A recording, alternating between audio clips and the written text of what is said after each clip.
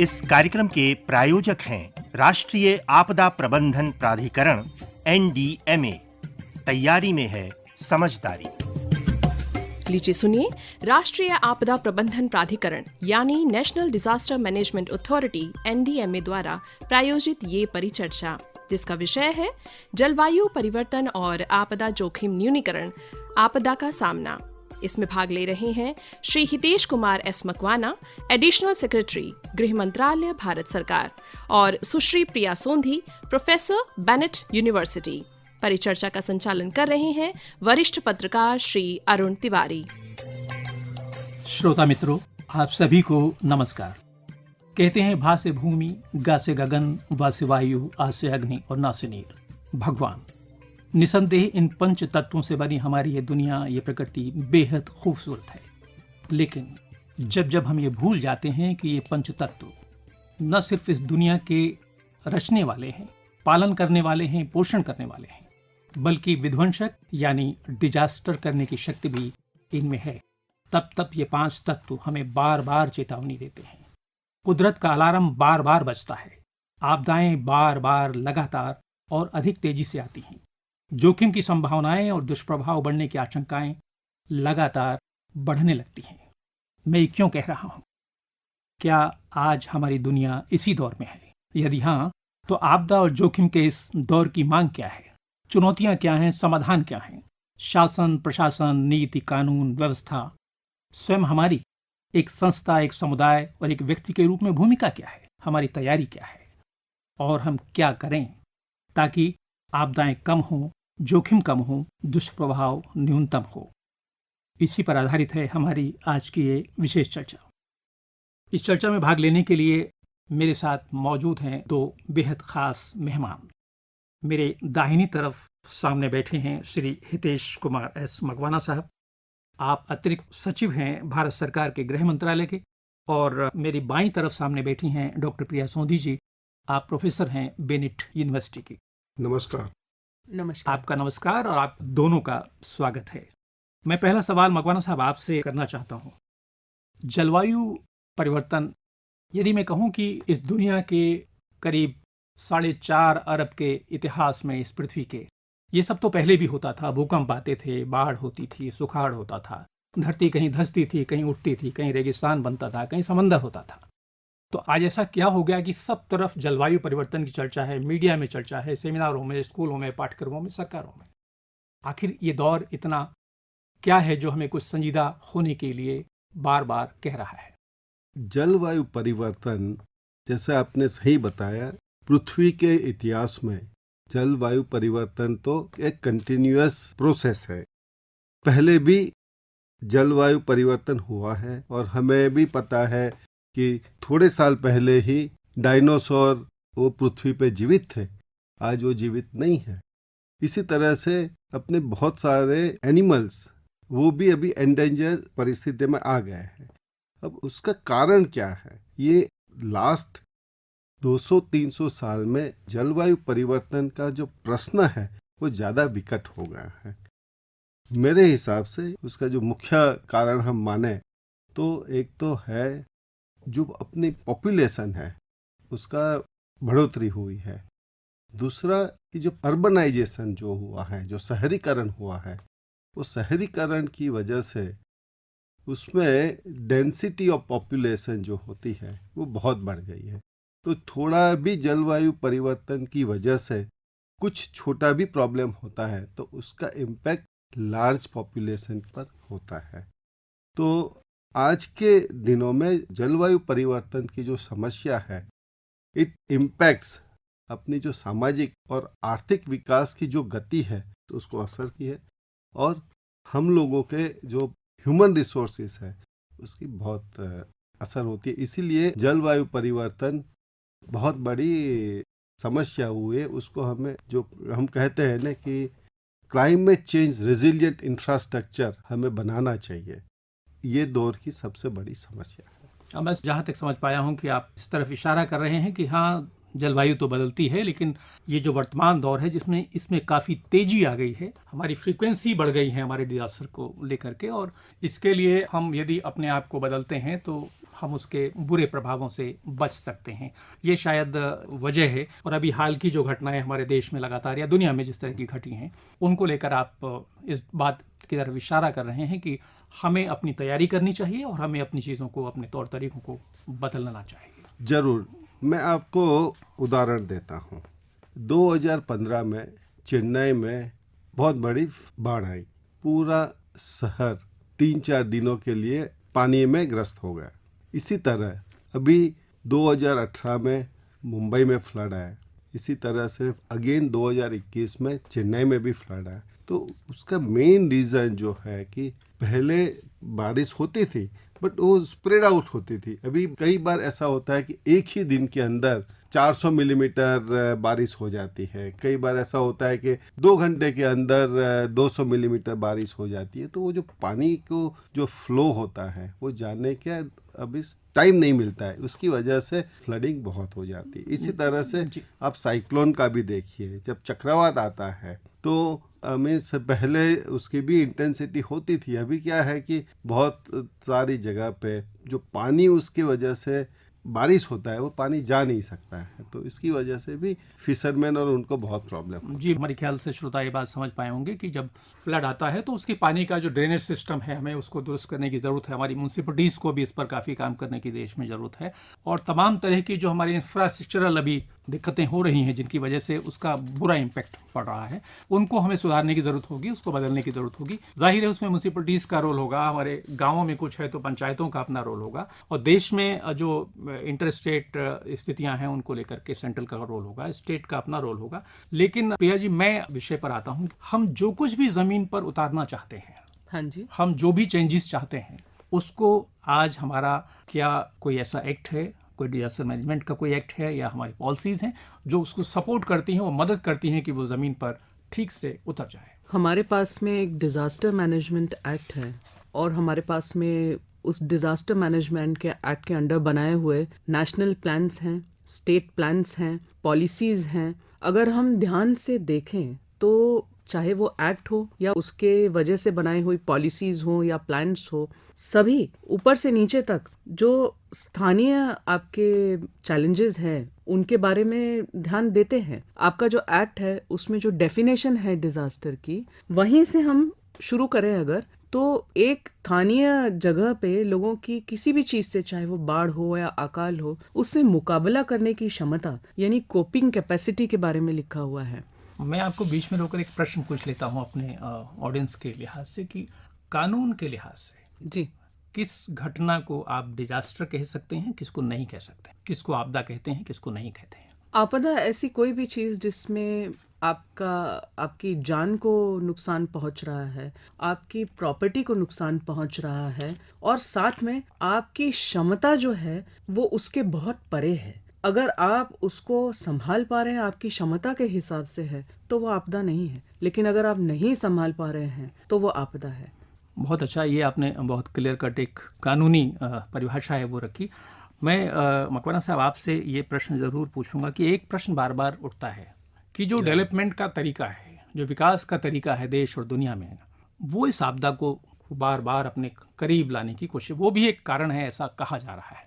आप क्या सोचते हैं इसमें? आपका अपना नज़रिया क्या है कि डेवलपमेंट करते वक्त या डेवलपमेंट का प्लान बनाते वक्त हमें किन चीज़ों को रिस्पेक्ट करने की ज़रूरत है और उसके लिए हमारा अभी सरकार का और कानून का जो तौर तरीका है वो कहाँ कहाँ इजाज़त देता है? क्या वो पंचायत को, क्या वो ज़िला पंचायत को, क्या वो नगर निगम को, ये दोनों भी सरकारें ही होती हैं, सेल्फ गवर्नमेंट है, लोकल सेल्फ गवर्नमेंट, संविधान के हिसाब से इनको अपने स्तर पर उस तरह के जियो कल्चर रेस्पेक्ट के साथ प्लान बनाने की इजाज़त देता है क्या? या हमें क्या करने की ज़रूरत है, तो क्या चेंज करने की ज़रूरत है अपने डेवलपमेंट के नज़रिए में?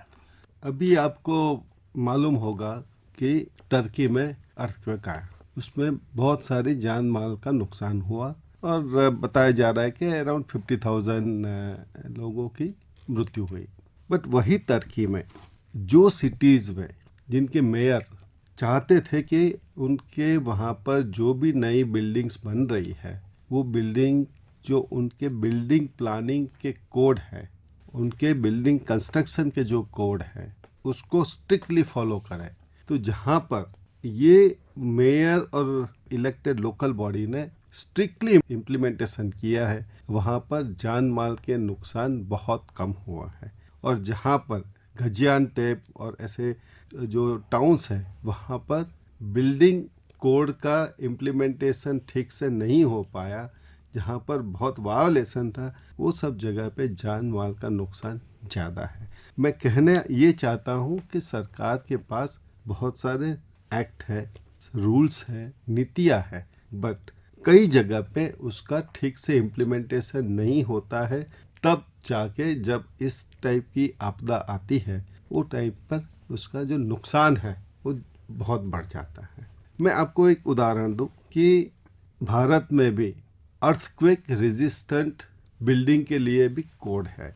जहाँ पर ये उसका ठीक से इम्प्लीमेंटेशन होगा वहाँ पर इवन अर्थक्वेक आएगा तो उसकी असर नहीं होती है। तो हमें ऐसा करना चाहिए कि अर्थक्वेक जो अपने जोन 5 है, जोन 4 है, वहाँ पर कोई भी बिल्डिंग बनाना चाहे तो उसको जो ऐसे स्ट्रक्चरल इंजीनियर से उसके स्ट्रक्चरल डिज़ाइन बनाया है कि जिसको ये अर्थक्वेक के बारे में क्या क्या उसको प्रावधान करना चाहिए उसके डिज़ाइन में, तो ज़रूर आप अर्थक्वेक के लिए तैयार हो, ऐसा कहा जा सकता है। इसी तरह से अब कोई भी सिटी है, इस सिटी के लिए, नगर के लिए उसका आप मास्टर प्लान बनाते हो। वो मास्टर प्लान में भी आप जोनिंग करते हो कि कौन सी जगह पे रेसिडेंशियल होगा, कौन सी जगह पे कॉमर्शियल होगा, कौन सी जगह पे इंडस्ट्रियल होगा, कौन सी जगह पे हम हायर एफएसआई दे सकते हैं, कौन सी जगह पे हमें ओपन स्पेस रिजर्व रखना है, कौन सी जगह पे आपको पार्क और प्ले फील्ड रखना है। तो ऐसा कहा गया है कि जहाँ जहाँ पर आपको ऐसा लगे कि आपका सिटी नदी के किनारे पर बसा हुआ है, तो जब भी बारिश आती है जहाँ पर वाटर फ्लडिंग होने के चांसेस है, कहते हैं कि वो सब जगह आप ओपन स्पेस रिजर्व के तौर पे यूज़ करो, आप वहाँ पर पार्क एंड प्ले फील्ड बनाओ। तो क्या है कि वो सब जगह है वो बारिश के टाइम पे एक वाटर स्टोरेज का भी काम कर सकता है। जी, मैं आपकी बात समझ पाया हूँ। बेसिकली यही है कि कायदे हैं, कानून हैं, प्लानिंग है और उसको फॉलो भी करना चाहिए। हमारे टाउन प्लानर्स को चाहिए कि इन बातों का ख्याल रखें, मास्टर प्लान का ख्याल रखें वगैरह वगैरह। अभी तो कुछ इलाकों में, गांव में भी नक्शा जो है उसका मैप अप्रूवल का प्रोविज़न कुछ अथॉरिटीज़ ने निकाला है। मैं प्रिया जी आपसे ये बात थोड़ा और संजीदगी से जानना चाहता हूँ कि बेसिकली ये कायदे हैं, ये लॉज हैं, कुछ रूल्स हैं, कुछ ऑर्डर्स हैं, सब हैं, लेकिन ये ज़मीन पर इनको ये कैसे उतरे, इनके लिए क्या करने की ज़रूरत है? क्या अवेयरनेस की कमी है, इम्प्लीमेंटेशन में एनफोर्समेंट की कमी है, इसको सुधारने की ज़रूरत है? आप क्या सजेस्ट करती हैं? मैं बहुत हद तक ये कहूँगी कि अवेयरनेस की कमी है। लोगों में उतनी जागरूकता नहीं है डिज़ास्टर मैनेजमेंट एक्ट को लेकर के, शायद इसीलिए कि हम उतना संजीदगी से कभी सोच ही नहीं पाते हैं कि एक ऐसा समय भी आ सकता है जीवन में। और इन जनरल भी अगर आप देखिए, लोग ज़्यादा इस बारे में सोचते हैं कि मेरी गाड़ी से रिलेटेड क्या कानून है, मेरे घर से रिलेटेड क्या है, लेकिन जलवायु परिवर्तन और मेरे घर में कभी बाढ़ भी आ सकती है, उतना संजीदगी से लोग सोचते नहीं हैं। नहीं तो ये एक्ट तो 2005 से आया हुआ है। ये क्या कहता है एक्ट? ये कुछ ब्रीफ में आप बता पाएँ? एक्ट बेसिकली एक सबसे बड़ी उपलब्धि जो है, ये डिजास्टर्स को बहुत ब्रॉडली डिफाइन करता है, जिसकी वजह से कम हमारे देश में हम किसी भी तरह की परिस्थिति को हैंडल कर पाते हैं। वो बाढ़ हो, वो अकाल हो, वो भूकंप हो, वो चक्रवात हो या वो कोविड हो, हम सब हैंडल कर सकते हैं इसमें। क्या ये एक्ट जो जब कभी कोई ऐसा डिजास्टर आता है, कोई आपदा आती है, तो उससे प्रभावित होने वाले को कुछ अधिकार देता है कि वो अपने यदि वो दुष्प्रभावित हो गया है तो वो अपनी ज़िंदगी आगे बेहतर करने के लिए कुछ राइट देता है? क्या है कानून? कोई सपोर्ट देता है क्या वो कर सके? देखिए, बेसिकली तो जब किसी भी इंसान को कोई तकलीफ होती है, अगर आप ध्यान से एक्ट के बारे में सोचें कि जिस तरीके से वो बना हुआ है, जिसके लिए मैं कहूँगी कि मतलब विश्व के सबसे अच्छे एक्ट्स में से एक हमारे पास में है, और जिस तरीके से हमारी जुडिशरी ने रिस्पॉन्ड किया है इस एक्ट को, सबसे बड़ी उपलब्धि जो रही है वो ये है कि दोनों को साथ में लेके हम चलें तो जो एक ही आपको स्लोगन मिलता है वो ये है, गो लोकल। जब भी आपको कोई भी तकलीफ होती है, सबसे पहले आप अपनी डिस्ट्रिक्ट डिजास्टर मैनेजमेंट अथॉरिटी के पास में जाइए, वहाँ रिपोर्ट कीजिए कि आपको कोई तकलीफ है। अगर किसी वजह से आप वो जो कह रहे हैं, वो जो ऑर्डर पास कर रहे हैं उससे खुश नहीं हैं, तो आप कभी भी हाई कोर्ट और सुप्रीम कोर्ट जा सकते हैं। और अधिकारों के क्षेत्र में ये बहुत बड़ी बात है कि आपको इतनी बड़ी फैसिलिटी दी गई है कि आप जिस जगह पे हैं उसी जिले से ही आपका कार्य शुरू हो सकता है।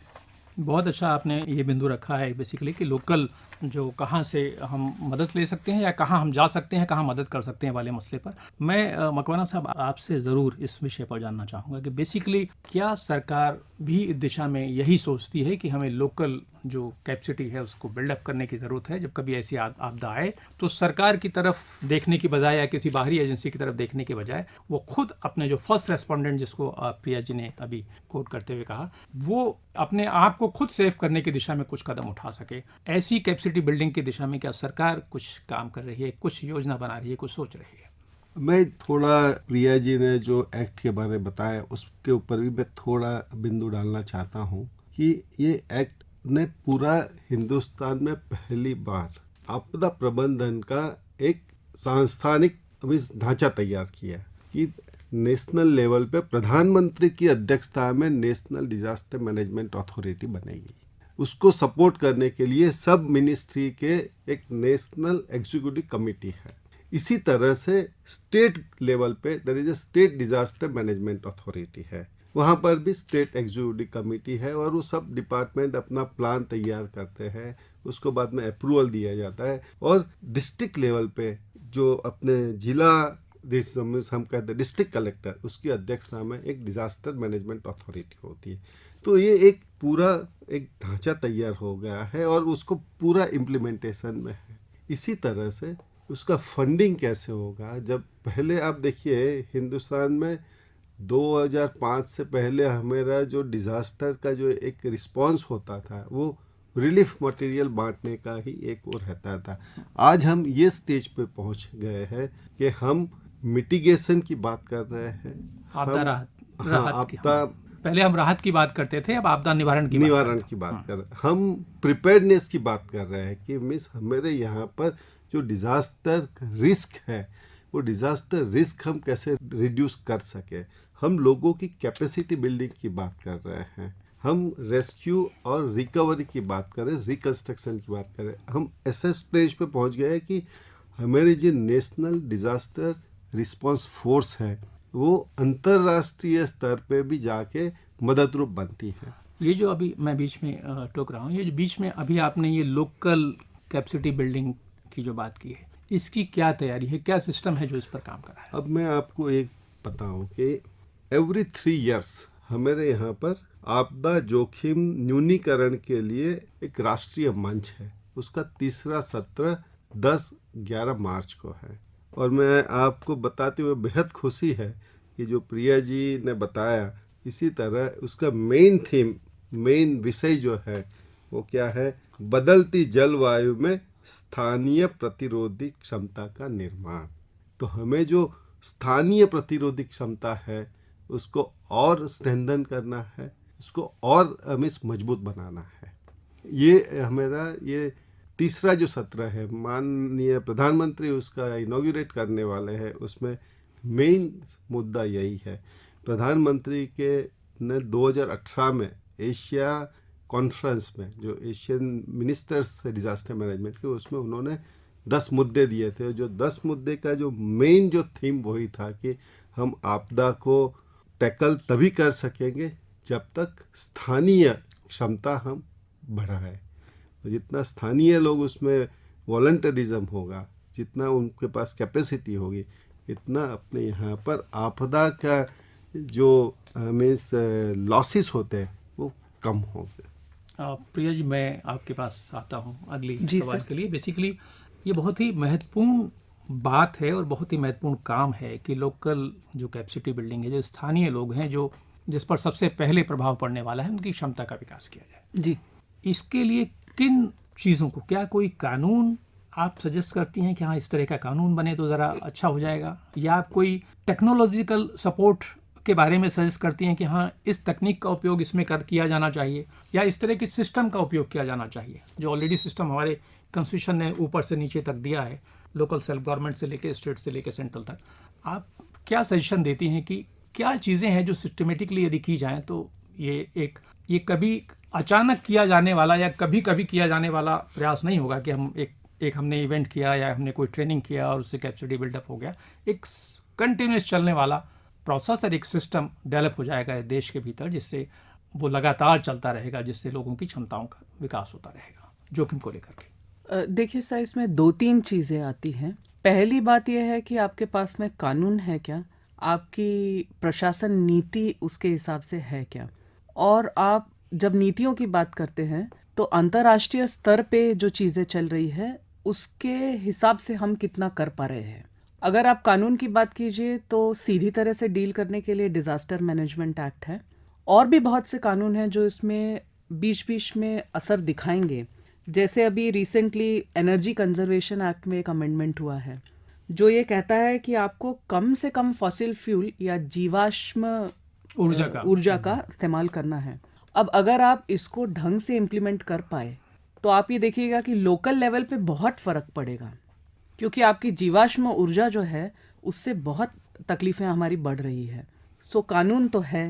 नीति की अगर हम बात करें तो नीति में भी कोई कमी नहीं है। हमारे पास में एक मनरेगा प्रोजेक्ट है जिसमें हमने 60,000 करोड़ इस बार खर्च करने का सोचा है इस फाइनेंशियल ईयर में। हमारे पास में प्राइम मिनिस्टर गति शक्ति प्लान है, हमारे पास में national and state plans for climate change हैं। इन सबको अगर आप डिज़ास्टर मैनेजमेंट एक्ट के साथ देखिए तो डिज़ास्टर मैनेजमेंट एक्ट तो आपको एक सिटी प्लान बनाने के लिए भी कहता है। बात सिर्फ नेशनल और स्टेट प्लान की नहीं है। एक्ट के हिसाब से अगर सही तरीके से हम काम करते हैं तो हर सिटी का अपना प्लान होगा जो बना हुआ है। तो इसका मतलब ये है कि कभी भी किसी भी तरह से आने वाले मतलब कोई भी क्लाइमेट चेंज जो होता है उसके हिसाब से आप अपने प्लान में चेंजेस कर सकते हैं। हमने आपको बहुत फ्लेक्सिबिलिटी दी हुई है चेंजेस करने की कानून के हिसाब से। अंतर्राष्ट्रीय नीति की अगर आप बात करें, मैं थोड़ा नीचे आता हूँ, अंतर्राष्ट्रीय के बजाय थोड़ा नीचे आता हूँ कि प्रशासन में जैसा कि डिस्ट्रिक्ट लेवल पर एक डिजास्टर मैनेजमेंट अथॉरिटी होती है और जिलाधिकारी उसके प्रमुख होते हैं जी, लेकिन क्या उस तवज्जो के साथ वो ऑर्गेनाइजेशन चल सकता है जब अधिकारी के पास इतने सारे काम होते हैं? या इसको कोई एक इंडिपेंडेंट ऑटोनमस स्ट्रक्चर देने की ज़रूरत है, या उसको कहीं और नीचे जो हमारी पंचायतें हैं या हमारी म्यूनसिपलिटीज़ हैं उनके साथ उनकी एक तरह से पार्टिसिपेशन के साथ उसको जोड़ने की ज़रूरत है? सर ये सब चीज़ें जुड़ के ही काम कर रही हैं आज की डेट में। जो फ़र्क बहुत बड़ा लाया जा सकता है वो इससे लाया जा सकता है कि हमारी पूरी सामाजिक पूंजी इस पर कैसे काम कर रही है। सामाजिक पूंजी से मेरा मतलब है मैं, मेरा परिवार, मेरे साथ में रहने वाले लोग, मेरा प्रशासन, मेरी अर्थव्यवस्था, सब अगर ये सोच के चलें कि हम एक दूसरे पर निर्भर कर रहे हैं और उस निर्भरता को, अपनी जागरूकता को उस तरीके से इस्तेमाल करें। देखिए गवर्नमेंट ने एक बहुत ही सुंदर पंचायत लेवल पर जीपीडीपी है, ग्राम पंचायत विकास प्लान, जीपीडीपी करके, यदि वो डेवलपमेंट प्लान गांव अपने स्तर पर बनाता उसमें वो एक तरह से काफ़ी ओपन है। उसमें ग्राम सभा को लास्ट अथॉरिटी है कि वो उसको अप्रूवल करे, वो बातें उसके अंदर हैं। लेकिन ये चीज़ें ज़मीन पर उतरने के लिए जो मुझे सबसे ज़्यादा एक बात दिखती है, मकवाना साहब आप शायद उसको और सजेस्ट कर पाएंगे और शायद मंत्रालय इस पर सोच पाए कि वो अवेयरनेस लेवल वहाँ नहीं है, वो स्किल लेवल 1 जीपीडी की ट्रेनिंग होती है, ट्रेनिंग सभी राज्यों में हो रही है, लेकिन उसमें इन बिंदुओं को सोचते हुए कि कल को हमारे यहाँ कुछ घट सकता है तो हम उसकी तैयारी रखें, ये चीज़ें नीचे नहीं उतर रही। डिस्ट्रिक्ट की जो डिजास्टर मैनेजमेंट अथॉरिटी है वो कॉमन मैन उसको कहीं लिंक नहीं करता है। क्या कोई सिस्टम ऐसा है? अभी देखिए सबके पास एक मोबाइल फ़ोन है, सबके पास घरों में टेलीविज़न, सबके पास नहीं भी हैं तो टेलीविज़न एक माध्यम है। क्या मीडिया की, इस मोबाइल मीडिया की, सोशल मीडिया की, टेलीविज़न मीडिया की, प्रिंट मीडिया की, इन सब की कहीं भूमिका आप देखते हैं और उसकी कोई तैयारी है क्या? सबसे पहले मैं आप जो पंचायती राज इंस्टीट्यूशंस की बात करी, मीन्स ग्राम पंचायत विकास योजना बनाते हैं, भारत में उड़ीसा एक ऐसा स्टेट है कि जहाँ पर उन्होंने पंचायत एक्ट में सुधार करके पंचायती राज इंस्टीट्यूशंस जो है, संस्थाएं हैं, डिज़ास्टर मैनेजमेंट उनके कार्यों में इंक्लूड किया गया है। बहुत सुंदर। हाँ। और इसी तरह से मुझे पता चला है कि उड़ीसा में साइक्लोन बहुत फ्रिक्वेंटली आते हैं और पहले में जान माल का भी बहुत नुकसान होता था। बट बताया जा रहा है कि लास्ट 3 या 4 साल में उड़ीसा में साइक्लोन भी आए हैं, लेकिन कोई भी जान माल का नुकसान नहीं हुआ, मतलब जान का नुकसान नहीं हुआ है। और उसका मेन श्रेय जाता है कि मीन्स वहाँ पर ना अवेयरनेस लोगों में अब आ गया है। तो जो स्थानीय क्षमता जो हम डेवलप करने की बात कर रहे हैं, वहाँ पर सब्सटेंशियली उस स्थानीय क्षमता का मीन्स ताकतीकरण हुआ है। तो जब भी इस टाइप का जब प्रॉब्लम होता है तो मीन्स ग्राम पंचायत जो है उसके मीन्स रिप्रेजेंटेटिव्स हैं, they are becoming very active. तो इसी तरह से बहुत सारे जगह पे जहाँ पर अभी ये जो मैं बता रहा हूँ कि जो कैपेसिटी बिल्डिंग जो है, जो कैपेसिटी बिल्डिंग पे गवर्नमेंट सरकार भी बहुत मीन्स एम्फेसिस कर रही है। एंड मैं आपको बताना भी चाहता हूँ कि जो फाइनेंस कमीशन है जो भारत सरकार कॉन्स्टिट्यूट करता है और जो रेवेन्यू स्टेट गवर्नमेंट में डिवॉल्व करता है, तो उसमें 2021 से 2026 ये 5 साल के लिए 1,60,000 करोड़ रुपया जो है ये डिज़ास्टर मैनेजमेंट के लिए है। और उसमें 10% जो है वो प्रिपेयर्डनेस एंड कैपेसिटी बिल्डिंग के लिए ईयर मार्क किया गया है। तो जो कैपेसिटी हमें लोकल कैपेसिटी जो स्ट्रेंथन करनी है, तो उसको ये पैसा यूज़ करके उसको अच्छी तरह से भी हम स्ट्रेंथन कर सकते हैं।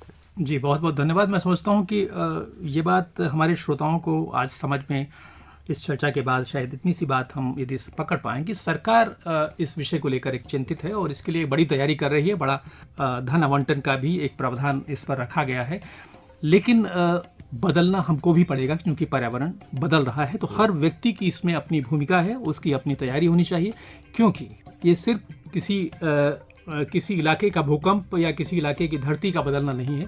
ये सारा का सारा प्रभाव हमारी सेहत को, हमारे कारोबार को, हमारे रोजगार को और हमारे देश की पूरी आर्थिकी को बदलने वाला है। लिहाजा यदि हम आज चेतेंगे तो कल भारत की आर्थिकी, भारत का रोजगार, भारत की खेती, भारत की सेहत सुखी होगी, समृद्ध होगी। मैं समझता हूँ आज की चर्चा का कुल मिलाकर के संदेश यही है। इस चर्चा में भाग लेने के लिए श्री हितेश कुमार जी मकवाना साहब, आपका बहुत बहुत धन्यवाद। और प्रिया जी, आपका भी बहुत बहुत धन्यवाद। आपने अपना कीमती वक्त निकाला इतने बेहद खास विषय के लिए। बहुत बहुत धन्यवाद। जाते जाते सिर्फ एक बात मैं बताना चाहता हूँ कि हमारे प्रधानमंत्री ने इसके लिए एक बहुत बड़ा अच्छा स्लोगन दिया हुआ है, आपदा प्रबंधन महाविचार पूरा भारत भागीदार। आपदा प्रबंधन महाविचार पूरा भारत भागीदार। जलवायु परिवर्तन और आपदा जोखिम न्यूनीकरण, आपदा का सामना। अभी आप सुन रहे थे राष्ट्रीय आपदा प्रबंधन प्राधिकरण यानी national disaster management authority NDMA द्वारा प्रायोजित ये परिचर्चा। इसमें भाग ले रहे थे Shri Hitesh Kumar S Makwana, additional secretary गृह मंत्रालय भारत सरकार, और सुश्री प्रिया सोंधी, प्रोफेसर बेनेट यूनिवर्सिटी। परिचर्चा का संचालन कर रहे थे वरिष्ठ पत्रकार श्री अरुण तिवारी। इस कार्यक्रम के प्रायोजक थे राष्ट्रीय आपदा प्रबंधन प्राधिकरण NDMA। तैयारी में है समझदारी।